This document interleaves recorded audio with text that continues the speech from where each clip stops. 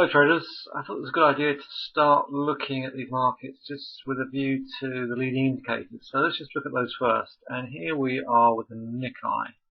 I said in my weekly appraisal I would want to see this Nikkei hold up, and that is exactly what we've got. This is the weekly on the left and the daily on the right. So yeah, the Nikkei is a buy here to see if we can then challenge these highs again. If you look at this weekly chart, this is a huge bull flag. I don't care what anybody says. I think at the moment, if we close up here, then this Nikkei is bullish, and therefore I am bullish on the pound yen. Now, if we look at this weekly chart, you can see we've got some topping tails here. Over the last 4 weeks, we've got two topping tails. Let me just mark them up. There's one. There's two. Last week was a topping tail. But I just think we're holding this key level here. We've got a hammer. This bar here is a hammer.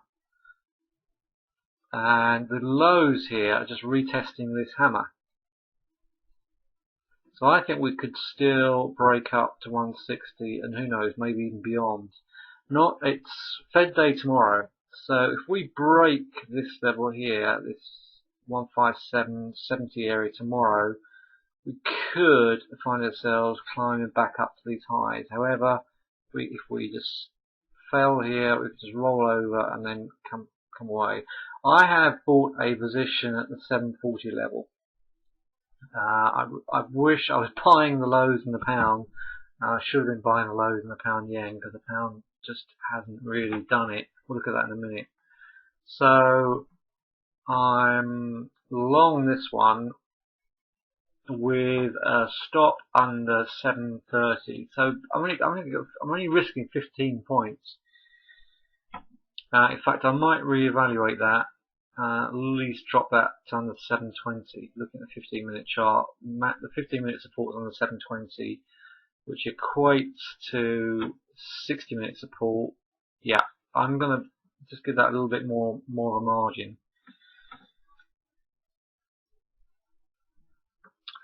And so let's just look across the charts very quickly here. So pound US dollar. Yeah, go buying the lows here. I was fighting this breakdown here, so yeah, it's not good. There's a very hesitant reversal bar coming off, or a doji. That's a reversal bar. I'm kidding myself for not calling that a reversal bar, with the top being longer than the bottom. We hit this major resistance level, and we are coming into the 8 EMA. So 160 or even 1950 could get bought. But obviously we need to come in contact with that first. So I'm leaving that alone. Euro, getting a close. Obviously we're going to get a close under the daily 8. So the dollar is showing some strength, and the yen is showing weakness. CAD yen, talked about that over the weekend. This is good. There's still a chance to get in there. I would still buy that at 93.60. If you're not in that, I am in that. But I think that's a good buy down there. And pound Aussie dollar has had a good day. Look at the weekly. Nice support down here at 166.60. Currently 169.25. Obviously got a lot of resistance here, but I would still think I would still buy any pullbacks in that one. I still like the strength of this pound. And quick look at oil. Oil is struggling. This is massive weekly resistance up here, 98.80, huge. So we're going to need to punch hard through that if we're going to get up to 100. Alright, so if you're not in the pound yen and you're interested, I would actually look for a pullback to 725 tomorrow.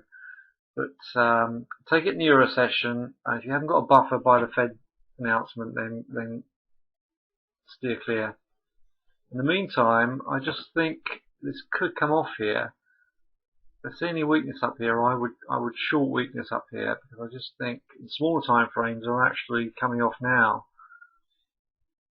Okay, but if we do drop to the 600 area, that is a buy, assuming we hold up here into the close. We've got an hour of trading left. All right, so I like the pound yen. I like the CAD yen. I'm looking to see if this can actually hold up here and start to show some weakness up there, but the Nikkei is strong. Alright, I hope that helps, and see you soon.